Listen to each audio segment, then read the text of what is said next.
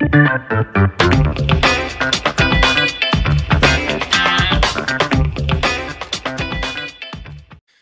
and welcome to another episode of the Real Estate Investing Club. I'm your host, Gabe Peterson, and this is the place investors go to gain actionable advice, learn about current market trends, and hear war stories from other professional investors out there in the field today. Before we get started, I have two quick housekeeping items for you. First, if you like this episode, we would very much appreciate a like, subscribe, and share. It is the best way to support the show and keep it running far into the future.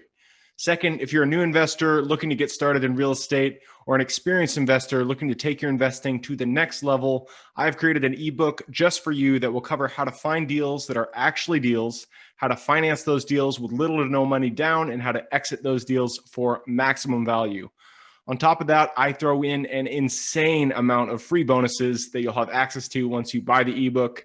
All I charge is our admin costs to keep this show running. So if you're serious about real estate investing and want to create both active and passive income as an investor, head on over to the website at therealestateinvestingclub.com and click on the button that says get the ebook in the upper right-hand corner to grab yourself a copy. With that said, let's dive right in. Today we have a very special guest with us, ready to drop some investor knowledge on you. So buckle up, grab your pen and paper, and enjoy the ride. All right. Welcome back to another episode of the Real Estate Investing Club. Today we have Dan Krueger with us. Dan is with Invictus Multifamily. He is a multifamily expert, which we always love to talk multifamily here on the Real Estate Investing Club. So I'm super excited. Dan, thank you very much for hopping on the show. Thanks for having me. Excited to be here. Absolutely. I told you before we hopped on here, we like to start with stories. We like to hear how people got to where they are today. So why don't you take us to your story? How'd you get started in real estate in the first place? Yeah. So I actually came from a family of artists. So when I was growing up, the expectation from my parents was, do what you like. There was no pressure to go and, do anything in particular. But there was definitely an incentive instilled for me from a young age to, mostly from my mom, to go and get a job at a large organization, benefits and security. And so that was something that they never had, I wouldn't say pushed me towards, but they suggested that would be a really cool thing if you did that, not expecting you to do that.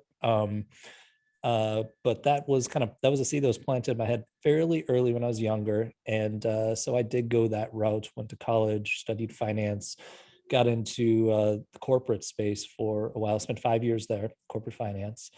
And within a couple of years, realized that was not serving me. After the first job, I thought, okay, I'll get a promotion to the next role. That's where things are going to get really engaging. Then it'll get fun. Yeah, it's always that 1 year mark. It was always, interesting when it was new, but most of those roles, especially in large companies, you get fairly pigeonholed and you just get bored really quickly. So started a side hustle while working in the corporate business, consulting business, not related to real estate, but nutrition focused consulting, which is great. I got some good cash flow from that and started to kind of match my corporate salary. And that sparked the entrepreneurial bug that I didn't know I had, and realized that I really like things where if I want to work twice as hard, there's a potential for me to make twice as much or grow twice as much, or exponentially more, which is not the case in corporate finance. So realized that was something that was available to me. And shortly thereafter started to go down the real estate rabbit hole. And it was in that last year of working in the corporate world where I was out shopping for that first property, knowing that, okay, I've got my side hustle going that can pay the bills, but it's not really scalable. I'm selling my time for money. And real estate looked like the scalable kind of longer term game plan that made a heck of a lot of sense, because I've always been obsessed with investing and finance and things like that. And this was a much more effective way to scratch that itch than corporate finance. Nice, man. I love that trajectory. You were you were in corporate, you had the security, you realized it wasn't what you wanted to do. But before just, doing a fire sale and jumping out willy-nilly, you got that side hustle, you got the money coming in, then you took the leap into real estate. So I love that. Yeah. Similar. And I didn't have that as a plan. That just happened that way. So I'd like to say that was a strategic. It was a master endeavor. plan. We're giving it to you. It just kind of worked out that way. Yeah. No, it's smart, and it's something that I kind of my story is similar, but not exactly. I was in the corporate Mm. world too, and I didn't like it, wanted to get out, but I jumped out before having enough money, and that was a stressful experience, and I didn't really have that side hustle. I had plenty of side hustles that I failed at, but real Hey, you estate's the only one that. probably accelerated pretty quickly, though. I mean, I will say that if you put yourself in a situation where you need to perform, Mm, you're going to learn quicker, move faster. I only did one little 6 unit my first year, right? mm. So I had that kind of comfort of, okay, I've got the side hustle, knowing it's not the long term thing. I probably would have gone a heck of a lot faster if I had just ripped that band-aid off quicker. But, you know, we got here, so it Yeah. worked. No, yeah. When you're feet are to the fire, you definitely move fast. Mhm. Um, so I know, we're here to talk about real estate, but your side hustle was nutrition consulting. That is super interesting Yeah. to me. How did you decide to get into that? Yeah. So I mean, I've been really passionate about um, fitness and nutrition from probably about the age of 18 or 19. That was really one of the first things that changed the way I thought about things. Okay. When I first started lifting weights and learning about nutrition specifically, I realized how much control I had over my body. And I was like, this is really exciting. I didn't realize I had the option to have this much control over my body. And that started to kind of bleed into the career side of my life as well. Like, hey, wait, maybe there is something outside the corporate world. Maybe there are more options I didn't think was available to me. But I got obsessed with that. And it all kind of came down to the data side of things and the Mm, science, because I'm a bit of a quant in that sense that I really enjoy the analytics of mhm, anything, yep. especially in real estate. But if I can bring data and science to something, I can get obsessed with it and do really well at it. So I really dialed that in on myself.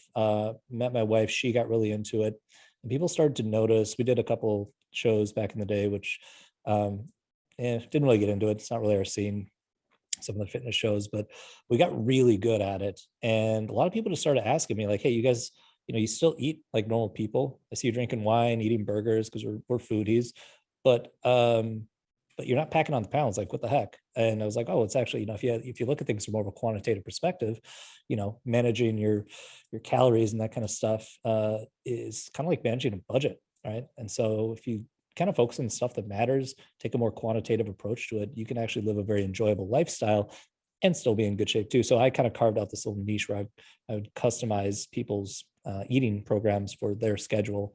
So I'd work with a lot of busy professionals, like salespeople in particular, who are on the road living out of hotels, and put together these custom programs for them that worked in the restaurants where they were staying and the happy hours that they had to go to, and showed them how to make it work, get the results they wanted while still living an enjoyable lifestyle or just utilizing whatever resources they had wherever they Mm, happened to be. So it was fun, but it was very much not customized, scalable. selling the time for money, enjoyable, but not scalable.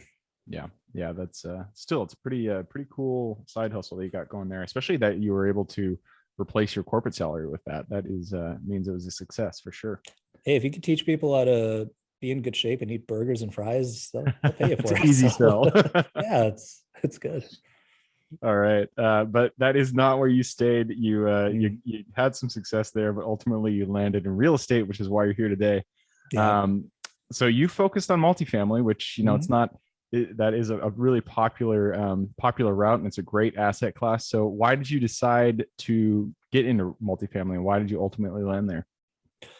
Yeah. So when I started going down the real estate rabbit hole, I think, it was around, I was in college in 2008, 2009. And so while I was kind of educating myself on finance and all this kind of stuff, there was, obviously this big kind of consensus that real estate is risky. And so I never Hmm. really spent a whole lot of time looking at real estate from an investment perspective, because I started to study investing in finance while all that was happening. So I was like, I just kind of wrote off the whole real estate thing.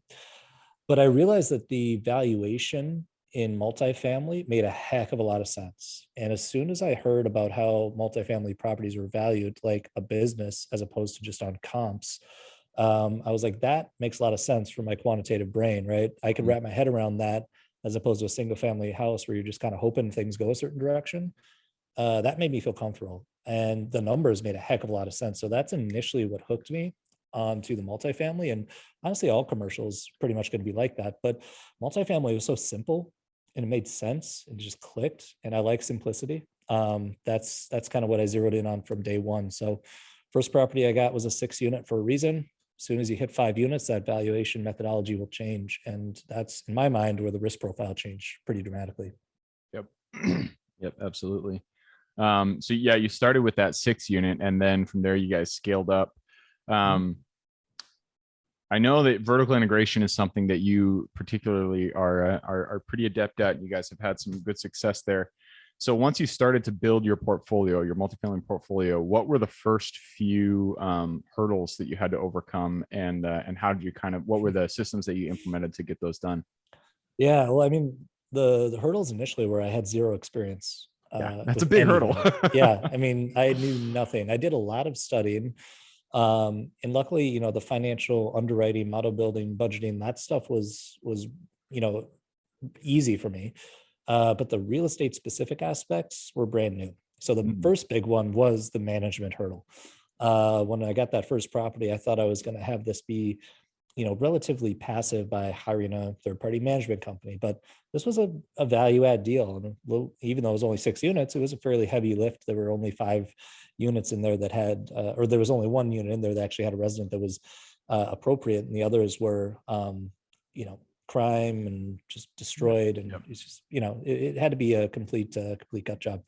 And trying to hire a third-party manager to oversee that. In my mind, I did not realize that I needed a project manager. They are not project managers. They are not at all. Sure. Yeah. So took about 6 months for that to really hit home with me. And then we severed ties, and I was like, I'm just going to do it all myself. So I was working alongside them pretty heavily for those first 6 months, and I learned a lot, and I got to the point where I was like, I am just going to take it from here. I'm going to make this not at all passive and do all the things myself. And I got to the point where I could turn around and refi 9 months after I got it. Took it from 475 to 600, and then 475,000 to 600,000. Refied some capital out and used that to get an 8-unit right down the street. That one came with a caretaker, and so he had me covered for that 8-unit and that 6-unit. He was fantastic. And then by the time I got that third property down the street from that one, that was a 15-unit. That's where I went out and started actually building the team, making that first full-time employee hire, which was a property manager. And that was kind of the impetus for the vertical integration obsession from day one, is just really trying to keep all the responsibility for that in-house, because nobody's going to care for these assets as much as the owner does. But the next best thing is going to be an employee of the owner who's only worried about their properties and who isn't worried about anybody else's. So it became clear pretty early that that was the best route for us, unless we wanted to shift to a different asset class. Otherwise, third party, it could still make sense once you hit a certain point. But those first couple of properties, if you're doing value add, it's going to be tough to outsource that. Yeah. And I mean, that's also dependent upon your asset class, like you said. In self-storage, you can get third party for one storage unit. Absolutely. Or even, turnkey properties. I mean, if you get something that doesn't need anything done to it, it's just cash flow. And then, third party, they just collect the rent checks and not a whole lot else to do. So, yep. But that is a good point. I mean, you do see economies of scale not economies of scale. You do see, you realize savings when you bring everything in-house versus third party, but you do have to identify that inflection point, at which point it makes sense to do that. How did you and your team kind of decide, like, okay, now is the point where we can't do all this ourselves. We need to hire somebody and bring them in-house and have our own property management company. Yeah. So by that third one, it became clear that it needed to be a full-blown operation. All right. We needed to actually get maintenance in-house, ideally the unit turn renovation crews in-house. That became obvious that that's where we need to head. Largely due to personalities. I'm a bit of a control freak. And so I'm more than okay with doing more work, taking on more responsibility and more risk, knowing that if anyone's going to drop the ball, it's me, and I'm going to work my butt off way harder than anybody else who I can outsource this to. So that made me feel very comfortable at first. But I'd say that inflection point initially occurred after that first go around with the management company. At that point, I decided that third party is just it's not in alignment with my personality. It can work. You can make it work. Like I mentioned, if you're in the right asset class or you've got enough units. But even if I was in the right asset class and had enough units, my personality just wouldn't be a good fit for. One of our core values is we own what we do. And what that means is we take ownership for as much as possible, because at the end of the day, we don't trust anybody as much as we trust ourselves. Yep. So that became clear, I think, really, really early for us. Yep. And I'm sure you guys, you saw the benefits of being local. It sounds like all of the, up to the point that you talked about now, all of the assets that you bought were within the same city, at least. Is that correct? Oh yeah. Oh yeah. They were all within blocks of each other, those first three. Yeah, the second one was 2 minutes down the street from the first one. And then the third one was 30 seconds down the street from the second one. And we've stuck to that. We're still hyper focused on our region. And so even, we've got, let's see, 257 units now with 217-ish under contracts. We'll have, by the next couple months here, we'll have just shy of 500 or so, and they're all really clustered. And for those of you who aren't aware, Minneapolis and St. Paul they're called the Twin Cities because they are effectively just one city. Yeah. And I want to say I just measured it on Google Maps. If we measure from the farthest property to the farthest property, I think it might be like 10 miles the most. Oh wow, that's so very concentrated. Yeah. Wow. Okay. So that gets me kind of interested. I invest all over the US. I have properties in like 6 states, so I'm the exact opposite of you. We're the minority. I think most people do what you do. No, but there's huge benefits to being hyper local. So the problem that I find with focusing within 10, 20, 30 mile radius is just finding good deals. How do you go about finding deals that actually make sense when you're focusing on such a small area? Yeah, so it's a double-edged sword. On one hand, gives us a lot of leverage in a lot of ways, which I'll kind of go into with, how we actually do find these deals. But on the other hand, it does limit us. We are all in one area. So our eggs are all in one basket, which it happens to be a really great basket. If you actually look at the metrics for the basket. Yeah. It's a great basket. If you look at all the stuff that matters, the job market, the cost of living, or the cost of living relative to average incomes, there's a nice big healthy gap between how much money people are making and how much it costs them to live here. Whereas if you look at some of the really hot markets, there's not much there. They've run pretty far, and there's not a whole lot more room that they can run. So if you look at that, if you look at the job market, we've got more Fortune 500 companies per capita than anywhere else in the US. Oh wow, I didn't know that. That's why we're such a stable market, is that no matter what kind of crap is hitting the fan, we've got enough industry diversity and enough different companies that we're almost never going to have a Detroit-like situation here. So we performed really well during every economic downturn, and that's really what we like, the limited downside risk. We might not be flying sky high like Texas, but we're also going to avoid that downside volatility. But to answer your question, the way we find good deals in such a concentrated area is because we've been so focused here for so long. That allows us to build some really strong relationships with a lot of local owners. And so initially, the first few deals we'll find through brokers. Then you come to find out there's really maybe 5 or 6 guys or groups that own the vast majority of everything. And a lot of them are getting older and they're kind of retiring. So we've had a lot of time in one area to build up some really good relationships. And now these come to us off market. There's no bidding wars. And these guys that we transact with care a heck of a lot more about being able to transact with somebody who they know is going to perform, because they're taking their capital from the properties they're selling, they're 1031ing into something else. And so they've got a nice tight timeline. They've owned these things forever. They've made their money. They'll gladly sell something to us at 125 a door that should be going for 150 if they know we're going to perform and they know we're going to hit the timeline, because a lot of the times these guys have owned these properties since the 90s. So they've made their money 3 times over and they want surety of close. Yep. That makes sense. Being able to show that, or at least having the trust with the seller that you are going to hit the table and it is going to actually close, that's worth more money. And being on the seller side, it makes sense. You don't want to go. You'd rather go under contract to the deal that is, you get less profit. At least you know that it's going to be closing. Something that you're not sure. Exactly. Yeah. All right. Well, hey, I did take a look at the clock. It looks like we have gone through our 15 minutes. So I'm going to have to push us into the quick question round. Are you ready? Let's do it. Let's do it. Starts with books. I'm a big bookie, but if you're not a bookie, you can do any form of education, YouTube videos, podcasts, whatever you like. Give me 2 recommendations, one for general life wisdom and one for real estate specific.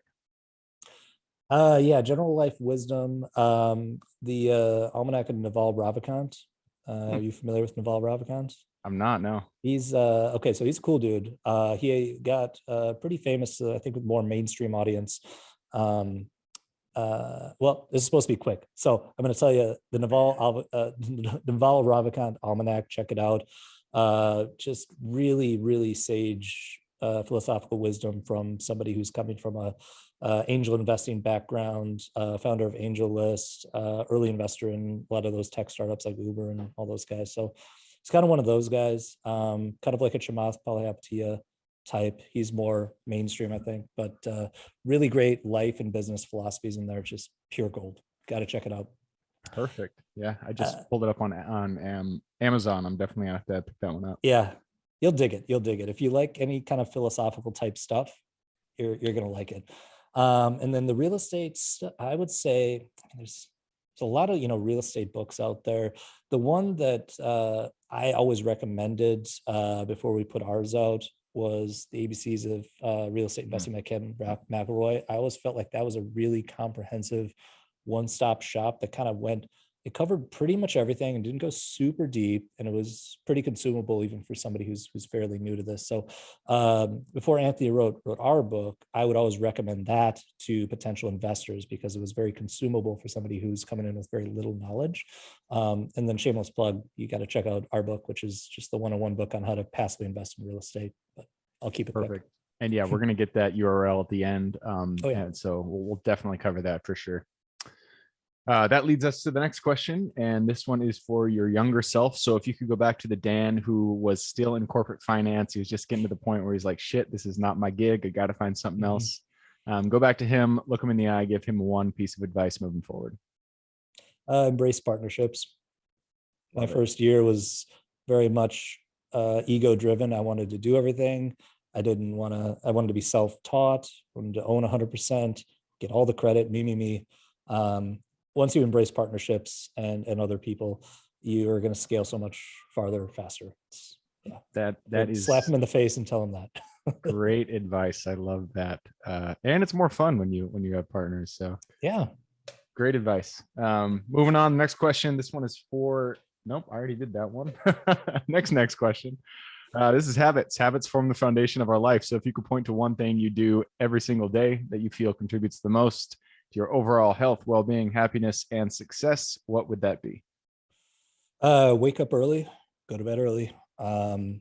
I'm in bed ideally about 9:30 or 10 at night, and I'm up between 4:30 and 5:30, usually right around 5. It's amazing how much you can get done before everybody else wakes up. So anyone who's not a morning person, I never was either, but being able to get up and execute on some of those big things where you can just plug yourself in for 3 hours and no phone calls, no emails, no texts. I'd say that just being an early riser. Love it. What's that quote? I think it's by Benjamin Franklin. It's like early to bed, early to rise makes you healthy, wealthy, and wise, or something like that. That sounds good. Yeah, I haven't. I don't think I've heard that one before, but anything Ben Franklin says is usually worth listening to. He's a smart guy. Yep. All right, and this was the next question: is your Superman strength? So we're all put on this earth with something we particularly are good at. You're no exception. We all have something that we give to this world. What is your Superman strength? What is your you exceptional at? Oh, geez. Let's see. I'd say my strength might be being able to effectively break down a complex topic and explain it to somebody. Specifically, when we're talking about finance, real estate investing, stuff like that, I've got a lot of feedback from people that I can be quite good at using different analogies and metaphors to communicate kind of an abstract concept for one person and take it and make it something they can relate to. And if you've seen any of our content, it's all about education. Anthony and I are both really passionate about educating, so I'd like to say I do have a little bit of a skill set in teaching people new things and helping them get across that hurdle, specifically around the finance stuff. Taking away that financial stress and feeling of not being able to control that part of your life. Hopefully I'm getting pretty good at it. Been trying for a long time. Perfect. No, man, I love it. That leads us to the second to last question. And this is, well, I think I know what you're going to say here, but this is about location, United States. It's a big place, plenty of opportunity out there to invest. So what area in the United States are you most excited about putting your hard-earned dollars? Yeah, I mean, we've been very focused right here for a long time. I will say that there's a lot of areas in the US that I think are doing incredibly well and have a lot of upside in the future. Outside of where we're at, we are where we are at because it's core to our business to have a boots on the ground presence. And as soon as we can still have that in other parts of the US, and this will probably be through strategic partnerships with other groups, we're definitely going to be expanding out. But yeah, right now it's Minneapolis, St. Paul, and first tier suburbs of Minneapolis, St. Paul as well. Cool. Love it. Minneapolis, St. Paul. You know it. Stick with it. And that leads us to the very last question. You've given us a lot of good advice. I'm sure people out there want to reach out and say hi. So what is the best way for them to do that? Yeah, you can check out invictusmultifamily.com. You'll find links to our podcast there, Multifamily Investing Made Simple. You can also just type in Multifamily Investing Made Simple to any of the places the podcasts are found, and you'll find us. We've also got the passiveinvestingbook.com. That's where you can also find it on Amazon. Passive Investing Made Simple, which is just the 101 book on how to invest in real estate, multifamily real estate in particular. And then type in Dan Krueger into LinkedIn, Instagram, Facebook. I'd say LinkedIn's probably your best bet if you're going to try to contact me on there, but otherwise through the website is probably ideal. All right, perfect. I will put those URLs in the show notes. So if y'all want to reach out to Dan or maybe get that book, go ahead and click a little more in the description. It'll pull down the full description in there. You can find the URLs. So Dan, that wraps it up. Thank you very much for hopping on the show and sharing your real estate story with us. Yeah, thanks for having me. It was a blast. Absolutely. And for everybody who's here with us today, thank you guys for showing up. You are the reason we do this. So if you guys have any questions whatsoever, reach out to me, Gabe at therealestateinvestingclub.com. Other than that, as always, I hope you guys have an absolutely fantastic week. Keep rocking real estate, and I look forward to seeing you on the next episode. Thank you for joining us for another episode of the Real Estate Investing Club. I hope you guys enjoyed the episode as much as I enjoyed putting it on, and we're able to pull some actionable advice that you can apply in your own investing today in the field. Before you go, we have a gift for you. If you're a new investor looking to get started or an established investor looking to take your investing to the next level, I've created an ebook just for you, available on our website. This ebook will cover how I was able to create both active and passive income in real estate with very little money to start with. In it, I will address the 3 most often cited obstacles new and veteran investors run into by showing you how to find deals that are actually deals, how to finance a deal with little to no money down, and how to exit those deals for maximum value. And if you get the ebook today, I am throwing in a bundle of bonuses, 7 of them to be exact. The first one will be the off-market lead generation blueprint, which will take you through the exact systems and processes we use to generate off-market leads like clockwork, which is the most important skill when it comes to creating wealth in real estate. The second bonus is the A to Z REI systems and vendors guide, which will allow you to peek under the hood of our business and see the exact tools, systems, and even the vendors we use to see the success that we do. And the third bonus is the top 100 best performing keywords pack, which will give you the exact keywords we use to target motivated sellers online using PPC ads. The fourth bonus is our contracts bundle for wholesaling and renting real estate, which will give you access to all the contracts we use in the field to execute all different types of transactions. After that is the Investors Quick Analysis Calculator and Offer Tool, which will allow you to quickly calculate whether a deal is an actual deal and will allow you to create an offer automatically from those calculations. This is a lot of bonuses that I said. I'm just going to keep going down the list.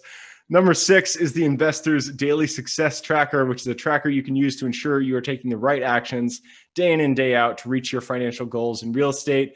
And the last bonus is the Wholesaler's Template for quick assignment cash, which will give you the templates we use to present our wholesale deals professionally and efficiently to our buyers. Whew, that is a bundle. So it's a mouthful. You get all of those bonuses for free when you download the ebook. All we charge is the admin cost to run the show. So if you're interested in the ebook and the bonus bundle, head on over to the website at therealestateinvestingclub.com. Click on Get the ebook bundle at the top of the page to take advantage of that deal. And with that said, I hope you have a fantastic day, an even better week. Keep rocking real estate, and I look forward to seeing you on the next episode.